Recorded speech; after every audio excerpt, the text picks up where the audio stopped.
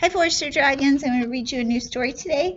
We're making our houses, so I'm going to read you a book that has a house in it. So in this story, Ninja Red Riding Hood, she is going to go to her grandmother's house. Now remember, none of our houses have to look the same. They can all look different. So we're going to find out what happens with Ninja Red Riding Hood. Ninja Red Riding Hood. Once upon a Ninjaville time, a wolf couldn't catch any prey. He kept getting licked by the dinner he picked and was growling more mad by the day. His belly was aching for a bacon. I'm wasting away, he complained. To huff and to puff was no longer enough, so he snuck into school to be trained. He practiced his Kiates for hours and mastered the whirlwind and wheel. He jackknifed and flipped and at last felt equipped to once again catch a good meal.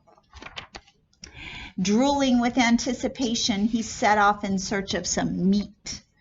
While deep in the wood, he met Red Riding Hood. I'm bringing my grandma a treat. The wolf licked his chops when he saw her, and hastily he thought up a plan. There are blossoms that way. You can pick a bouquet to give your little old Gran. Then the wolf took a shortcut to Grandma's, where he thought that he'd find her in bed. But Granny was gone, so he put her robe on and eagerly waited for Red. Soon after he heard someone knocking. He called out, "My dear, come in. Oh, don't you look good? And your lovely red hood, but a shame that you've gotten so thin." Little Red took a look at her granny and said, "What on earth did you do? I could swear that your eyes have completely changed size. Hey, Gran, are you sure that's really you?" "Of course it's me, my sweet darling. The better to see you, my dear. And your ears are so long, something really seems wrong.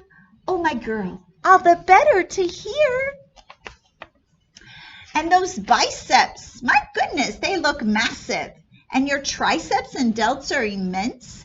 The better for hugging," her grandma said, trudging. "Dear Red, that's just plain common sense.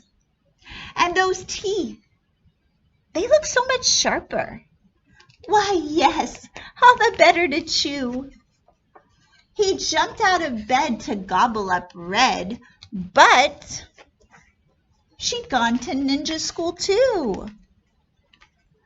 She grappled and sideswiped and twisted and escaped from his clutches unscathed. She attempted a lock, but he managed to block. They appeared to be evenly matched. Just then they both heard someone chopping. A woodsman, Red thought, but instead it was Gran and her G. She'd just come from Tai Chi. Don't you dare harm a hair on her head. The wolf took a swing at that instant, but Red deftly dodged the attack. She got a good grip, threw him over her hip, and the wolf wound up flat on his back. "I'll skedaddle," the wolf said in anguish as he struggled back up on his feet. "Just a second, you beast. You will not be released till you promise to give up red meat." Though his tummy still rumbled with hunger, the wolf faced his rival and vowed, "Ninja Red, you have won. My meat days are done." "Oh, Red Chen," said Gran, "I'm so proud." Then Red and the wolf bowed politely, and Gran gave him half her peach pie. The wolf was a mess. He'd had way too much stress. "I guess I'll give yoga a try." He enrolled at the Downward Dog Center, where his tension began to decrease. He studied with yogis and said no to meat hoagies and felt at last truly at peace. Okay, I hope you enjoyed the book.